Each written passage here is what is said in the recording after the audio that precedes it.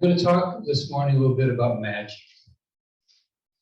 In other sermons, I have shared my concerns about misinformation and disinformation. I've spoken in favor of the prefrontal cortex that we as humans have developed over 100,000 years or so, and that makes it possible to think logically and to develop the scientific method. We no longer have to rely on dreams and myths to explain what we see around us. I can watch the sun and the moon move across the sky without believing that the earth is flat and the center of the universe. Even though I've never traveled in space and I've never seen the curvature of the earth from orbit. I can go to Hawaii and watch lava flowing from an ancient volcano without believing that the volcano is an angry goddess. I was taught as a child that thunder was the angels bowling in the sky, that Santa Claus and the Tooth Fairy were real. It was easy to believe those stories because my prefrontal cortex was barely functioning in those early years. Now, with a fully functional PFC, I can reason things out and I can benefit from what science has learned over the past few centuries. It irritates me when conspiracy theories take over the dominant culture in ways designed to cause harm to other humans and to the environment. There's a part of me that wants to scream and tell people to just use your brain. As a real-time example, Woodbury County Sheriff has invited a right-wing conspiracy theorist named Chris Ann Hall to speak this coming Saturday at WIT. She will attempt to sanitize and legitimize some of the worst forms of racism, sexism, anti-vaccine, white nationalism by claiming to be a constitutional scholar and interpreting the Constitution in such a way as to give the sheriff the ultimate power over the federal government's attempt to enforce anti-discrimination laws. Let's take a breath. The reality is that there's another part of me that misses the magic.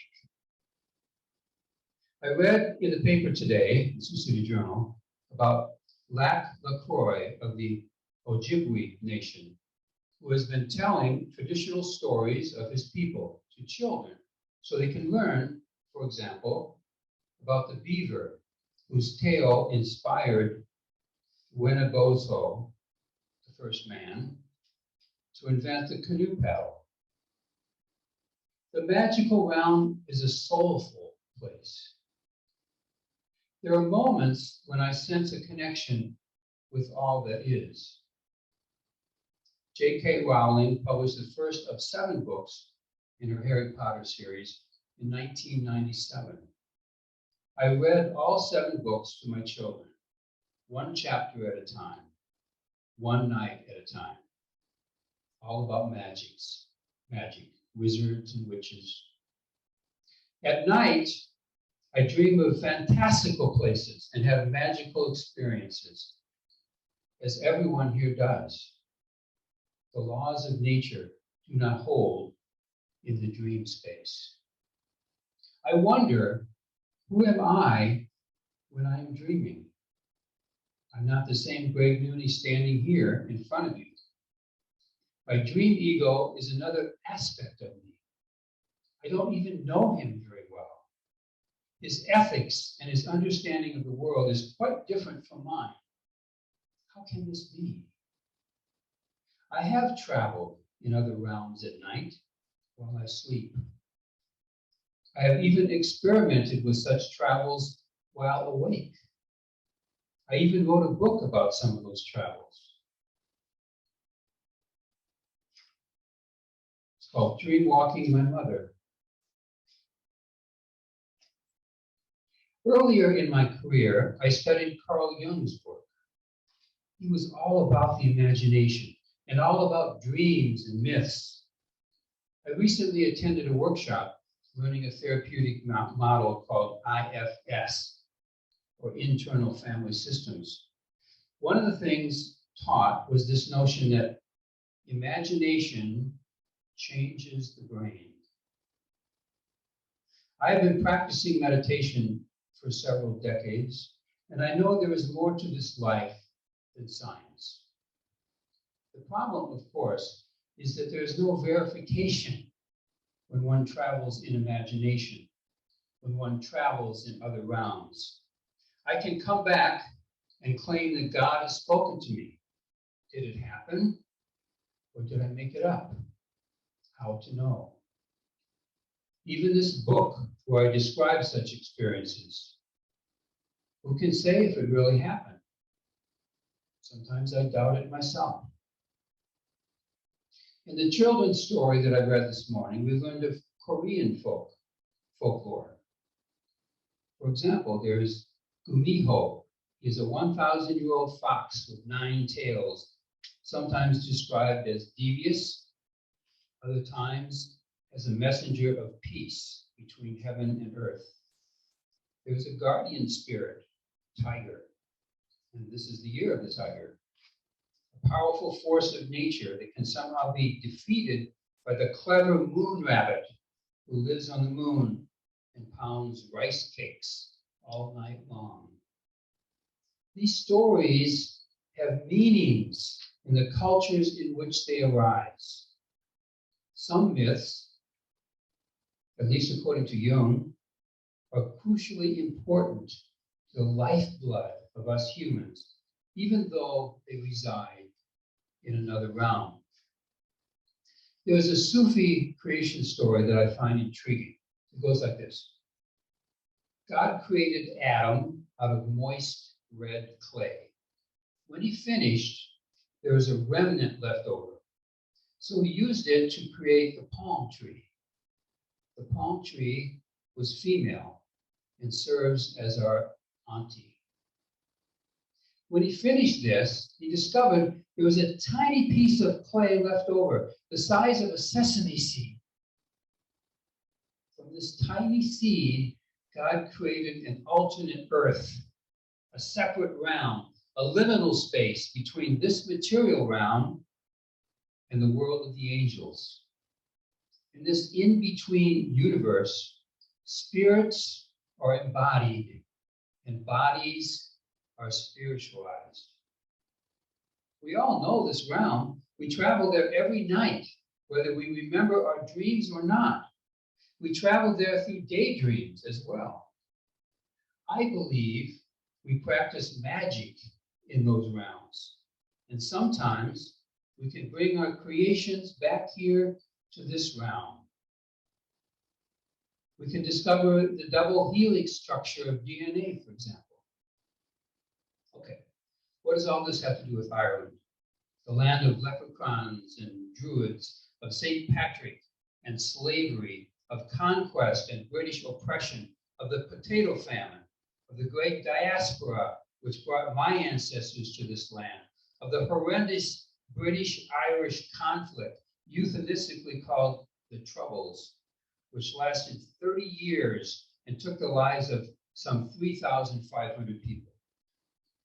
The British oppression didn't start in the 1960s, at the beginning of the Troubles, but had been happening for generations, and I cannot ignore the importance of St. Patrick's Day as a way of celebrating both religious and ethnic identity, as a way to stand up for such oppression. Catholicism was closely attached to that pride and opposed to a mostly British form of Protestantism. On the other hand, I cannot ignore a long pagan tradition of my indigenous ancestors' ways, which was mostly lost as it adapted to the monotheism and nature-killing tenets of Christianity. Generations later, How do I respond to this? Is it possible to reconnect with my roots? Growing up, I celebrated St. Patrick's Day every year and was proud to do so. Some years ago, I learned that St. Patrick was uniquely responsible for using magic, Christian magic, that made him a saint, to killing as many Druids as he could, and then driving them out of Ireland, as symbolized by the story of him driving out the snakes. So I stopped celebrating St. Patrick's Day because I didn't want to celebrate a figure who was responsible for destroying an indigenous culture and religion. This is why my original title for this talk was St. Patrick's Day, Let's Hear It for the Snakes. I wanted to stand up for the old religion, the earth-based religion that was so brutally destroyed by this one man. Now, full circle again. I do a little research and discover that none of this is true. There were plenty of Druids in Ireland before Patrick arrived, and plenty after he died. In fact, he lived in the 5th century, and the story of him driving out the snakes didn't appear until the 11th century, when Irish paganism was a remnant, and the final Christianization of Ireland didn't take place until the 14th century, 900 years after his death. The story that I believed was a story that was made to elevate him to the heroic state and make him a saint, a common practice back in those days. It also provided a way to explain the fact that there were no snakes in Ireland. The snake story was actually copied after a French saint with an almost identical story. The notion that driving out the snakes was an allegory for driving out the Druids didn't appear until 1911. So yes, the following was probably true.